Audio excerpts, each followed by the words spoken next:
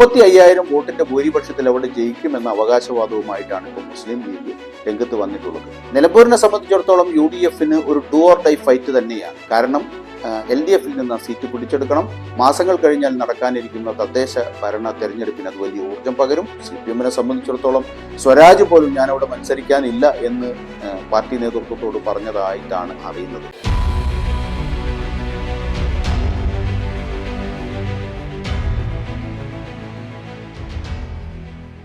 നിലമ്പൂരിൽ ഏത് നിമിഷവും തെരഞ്ഞെടുപ്പ് പ്രഖ്യാപിക്കാം എന്നുള്ള നിലയാണുള്ളത്. ഒരുപക്ഷെ നാളെ തന്നെ തെരഞ്ഞെടുപ്പ് വിജ്ഞാപനം ഇറങ്ങിയേക്കാം. അതുകൊണ്ട് തന്നെ ഇരു മുന്നണികളും തെരഞ്ഞെടുപ്പിന് വേണ്ടിയിട്ടുള്ള ഒരുക്കങ്ങളിൽ മുഴുകിയിരിക്കുകയാണ്. ഈ കഴിഞ്ഞ തെരഞ്ഞെടുപ്പിൽ വിജയിച്ച PV അൻവർ ഇത്തവണ ഇടതുമുന്നണിയുടെ പാളയത്തിലില്ല. അവിടെ നിന്ന് തെറ്റി പുറത്തു വന്നിട്ടുണ്ട്. അതേസമയം ഈ തെരഞ്ഞെടുപ്പിൽ അദ്ദേഹം മത്സരിക്കുന്നില്ല എന്ന് നേരത്തെ പ്രഖ്യാപിച്ചു കഴിഞ്ഞിരിക്കുകയാണ്. UDF കാര്യത്തിലാണെങ്കിൽ കഴിഞ്ഞ തെരഞ്ഞെടുപ്പിൽ മത്സരിച്ച VV പ്രകാശ് തെരഞ്ഞെടുപ്പ് കഴിഞ്ഞ ഉടനെ തന്നെ അദ്ദേഹം മരണപ്പെടുകയും പുതിയ ഒരു സ്ഥാനാർത്ഥിയെ UDF കണ്ടെത്തേണ്ട സ്ഥിതി വരികയും ചെയ്തു. കോൺഗ്രസിന്റെ സ്ഥാനാർത്ഥിയാണ് വരിക. അതിൽ തന്നെ 1-2 പേരുകൾ പറഞ്ഞു കേൾക്കുന്നുണ്ട്. അതിലേതെങ്കിലും ഒന്ന് ഹൈക്കമാൻഡ് തീരുമാനിക്കുന്നതോടുകൂടി ആ സ്ഥാനാർത്ഥിക്ക് വേണ്ടിയിട്ടുള്ള പ്രവർത്തനങ്ങൾക്ക് ഇറങ്ങുമെന്ന് എല്ലാവരും പറഞ്ഞു കഴിഞ്ഞിരിക്കുന്നതോടുകൂടി ആ കൺഫ്യൂഷൻ അവിടെ തീർന്നിരിക്കുകയാണ്. പക്ഷേ ഇടതുമുന്നണിയെ സംബന്ധിച്ചിടത്തോളം ഇപ്പോഴും ആരാണ് സ്ഥാനാർത്ഥി എന്നതിനെക്കുറിച്ച് ഒരു രൂപവും വന്നിട്ടില്ല. ഇടതുമുന്നണിക്ക് ആരെ കണ്ടെത്താൻ കഴിയും? നേരത്തെ സ്വതന്ത്രന്മാരെ ഫീൽഡ് ചെയ്തുകൊണ്ട് ജയിക്കുന്ന ഒരു പതിവാണ് LDF കാണിച്ചിരുന്നത്. അതിനു മുമ്പ് വർഷങ്ങളോളം UDF ആര്യാടൻ മുഹമ്മദായിരുന്നു അവിടെ ജയിച്ചിരുന്നത്. എന്തായാലും 35,000 വോട്ടിന്റെ ഭൂരിപക്ഷത്തിൽ അവിടെ ജയിക്കുമെന്ന അവകാശവാദവുമായിട്ടാണ് ഇപ്പോൾ മുസ്ലിം ലീഗ് രംഗത്ത് വന്നിട്ടുള്ളത്. അൻവർ രാജിവെച്ചതിന് പിന്നാലെ തന്നെ മുന്നണി മണ്ഡലത്തിൽ നല്ല രീതിയിൽ വർക്ക് ചെയ്യുന്നുണ്ട് എന്നാണ് ലീഗിന്റെ നേതാക്കൾ അവകാശപ്പെടുന്നത്. അതുകൊണ്ട് തന്നെ വിജയത്തിൽ യാതൊരു സംശയവുമില്ല എന്നാണ് അവരുടെ പക്ഷം. പൂർണ്ണമായും അവർ ആത്മവിശ്വാസത്തിലാണ്. 35,000 ആണ് ലീഡ് ലഭിക്കുക എന്ന് പറയുന്നത്.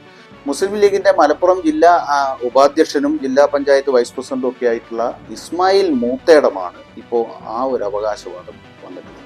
അവരുടെ അവകാശവാദം കണക്കുകളുടെ കൂടി പിൻബലത്തിലാണ്. 204 ബൂത്താണ് അവിടെ ഉണ്ടായിരുന്നത്. പിന്നീട് ഇപ്പോൾ 59 ബൂത്ത് കൂടി 263 ബൂത്തായിരിക്കുന്നു.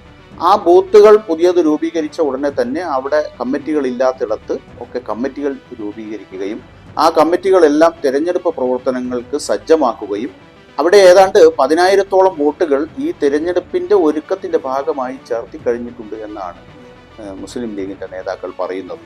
കഴിഞ്ഞ പാർലമെന്റ് തെരഞ്ഞെടുപ്പുമായി ബന്ധപ്പെട്ട് ഏതാണ്ട് 5,000 വോട്ടുകൾ ചേർത്തിട്ടുണ്ട്. രണ്ടു ചേർത്താൽ 15,000 വോട്ട് UDF പുതിയതായി ആ മണ്ഡലത്തിൽ ചേർത്തിട്ടുണ്ട് എന്നാണ് ഈ വിജയത്തിന് അടിസ്ഥാനമായി പറയുന്നതിന്റെ ഏറ്റവും പ്രധാനപ്പെട്ട കാരണങ്ങളിലും. അതേസമയം എല്ലാ ബൂത്തുകളിലും തെരഞ്ഞെടുപ്പ് സംവിധാനം ക്രമീകരിച്ചുകൊണ്ട് തെരഞ്ഞെടുപ്പിൽ അതിശക്തമായ നിലയിലുള്ള ഒരു പോരാട്ടം നടത്തുന്നതിന് വേണ്ടിയിട്ടുള്ള തയ്യാറെടുപ്പിലാണ് മുസ്ലിം ലീഗ്. മുസ്ലിം ലീഗ് മറ്റൊരു കാര്യം കൂടി പറയുന്നുണ്ട്. അവിടെ 2 പേരുണ്ടെങ്കിൽ, 2 പേര് കോൺഗ്രസിൻ്റെതായിട്ട് നേതാക്കളുണ്ടെങ്കിൽ 2 പേർ നേതാക്കളായിട്ട് അവിടെ പറയാനുണ്ടല്ലോ എന്നാണ് മുസ്ലിം ലീഗ് ചോദിക്കുന്നത്. CPM സംബന്ധിച്ചിടത്തോളം സ്വരാജ് പോലും ഞാനവിടെ മത്സരിക്കാനില്ല എന്ന് പാർട്ടി നേതൃത്വത്തോട് പറഞ്ഞതായിട്ടാണ് അറിയുന്നത്. സ്വരാജ് നിലമ്പൂരുകാരനാണ്. പക്ഷേ അവിടെ അദ്ദേഹത്തിന് മത്സരിക്കാൻ താല്പര്യമില്ല എന്നാണ് കേൾക്കുന്നത്. കാരണം അത് നിലമ്പൂർ ഒരു UDF മണ്ഡലമാണ്. UDF കൺഫ്യൂഷനും അൻവറിന്റെ സ്ഥാനാർത്ഥിത്വവും ഒക്കെയാണ് കഴിഞ്ഞ കാലത്ത് ആ മണ്ഡലം LDF അനുകൂലമായി ചിന്തിക്കുന്നതിനുള്ള സാഹചര്യം ഉണ്ടായത്. അതിനു മുമ്പ് ആര്യാടൻ മുഹമ്മദിന്റെ ഒരു കോട്ടയായിരുന്നു നിലമ്പൂർ. അവിടെയാണ് ഇപ്പോൾ 35,000 വോട്ടിന്റെ ഭൂരിപക്ഷത്തിന് അവിടെ UDF ജയിക്കും എന്നുള്ള നിലയിൽ മുസ്ലിം ലീഗ് അവകാശവാദവുമായി മുന്നോട്ട് വന്നിട്ടുള്ളത്. ഈ സീറ്റ് CPM സംബന്ധിച്ചിടത്തോളം സിറ്റിംഗ് സീറ്റാണ്. പക്ഷേ അവിടെ അവർക്കൊരു സ്ഥാനാർത്ഥി പോലും ഇതുവരെയും ആയിട്ടില്ല. UDF സംബന്ധിച്ചിടത്തോളം 1-ൽ കൂടുതൽ സ്ഥാനാർത്ഥികൾ വരുന്നുണ്ട് എന്നതൊക്കെ ശരിയാണ്. പക്ഷേ ലീഗ് ഒരു കാര്യം പറയുന്നു, ഹൈക്കമാൻഡ് ഏത് സ്ഥാനാർത്ഥിയെയാണോ തീരുമാനിക്കുക ആ സ്ഥാനാർത്ഥിയെ ഒറ്റക്കെട്ടായി പിന്തുണച്ചുകൊണ്ട് അതിശക്തമായി മുന്നോട്ട് പോകുന്നതിനുള്ള തയ്യാറെടുപ്പ് അവിടെ UDF പൂർത്തിയാക്കി കഴിഞ്ഞിരിക്കുന്നു. അതിന് പരിപൂർണമായിട്ടുള്ള പിന്തുണ മുസ്ലിം ലീഗ് കൊടുക്കും എന്നാണ് ലീഗ് നേതാക്കൾ അവകാശപ്പെടുന്നത്. അതുകൊണ്ട് തന്നെ ഒരു സംശയവും വേണ്ട, വലിയ ആത്മവിശ്വാസത്തിലാണ് UDF. പാലക്കാട് തെരഞ്ഞെടുപ്പാണെങ്കിലും പുതുപ്പള്ളി തെരഞ്ഞെടുപ്പാണെങ്കിലും തൃക്കാക്കര തെരഞ്ഞെടുപ്പാണെങ്കിലും ഒക്കെ അവിടുത്തെ സിറ്റിംഗ് സീറ്റ് UDF-ൻ്റെതായിരുന്നു.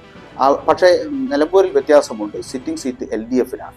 ആ LDF-ൻ്റെ സിറ്റിംഗ് സീറ്റ് പിടിച്ചെടുക്കുമ്പോൾ ഇപ്പോൾ നിലവിലുള്ള സർക്കാരിനെതിരായിട്ടുള്ള അതിശക്തമായ ജനവികാരം കൂടി കണക്കിലെടുക്കുമ്പോൾ ഇപ്പോൾ മുസ്ലിം ലീഗിന്റെ നേതാവ് പറഞ്ഞ 35,000 വോട്ടിന്റെ ഭൂരിപക്ഷം എന്ന് പറയുന്നത് ബാലികാറ മലയല്ല, അപ്രാപ്യമായ ഒരു സംഖ്യയല്ല. അത് മാത്രവുമല്ല, പാലക്കാട് നമ്മൾ കണ്ടു. പാലക്കാട് ഇതേപോലെ തന്നെ വലിയ ഭൂരിപക്ഷത്തിൽ ഒരു കുതിച്ചുചാട്ടം തന്നെ രാഹുൽ മാങ്കൂട്ടത്തിൽ മത്സരിച്ചപ്പോൾ അവിടെയും സിറ്റിംഗ് സീറ്റായിരുന്നു. ഷാഫി പറമ്പിൽ പാർലമെന്റിൽ മത്സരിക്കുന്നതിന് വേണ്ടി ഒഴിഞ്ഞ ആ സീറ്റിലായിരുന്നു രാഹുൽ മാങ്കൂട്ടത്തിൽ മത്സരിച്ചത്. അവിടെ അതിനു മുമ്പുള്ള പ്രവചനങ്ങളെല്ലാം കാറ്റിൽ പറത്തിക്കൊണ്ടാണ് ഷാഫി പറമ്പിൽ നേടിയതിന്റെ പല മടങ്ങ് വോട്ടാണ് രാഹുൽ മാങ്കൂട്ടത്തിന് ലഭിച്ചത്. BJPക്ക് അവരുടെ പ്രധാനപ്പെട്ട തട്ടകങ്ങളിൽ പോലും വോട്ട് കുറഞ്ഞു പോകുന്ന സാഹചര്യം ഉണ്ടായി. നിലമ്പൂരിനെ സംബന്ധിച്ചിടത്തോളം UDFന് ഒരു ഡു ഓർ ഡൈ ഫൈറ്റ് തന്നെയാണ്. കാരണം LDFിൽ നിന്ന് സീറ്റ് പിടിച്ചെടുക്കണം.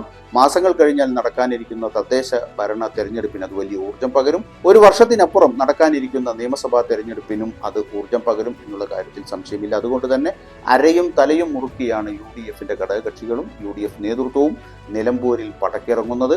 അതിനെ നേരിടാൻ ഇപ്പോഴും എന്താണ് ആയുധം, എന്താണ് അത് തടുക്കാനുള്ള പരിച എന്ന് തിരഞ്ഞുകൊണ്ട് ഇപ്പോഴും ആശയക്കുഴപ്പത്തിലാണ് CPM.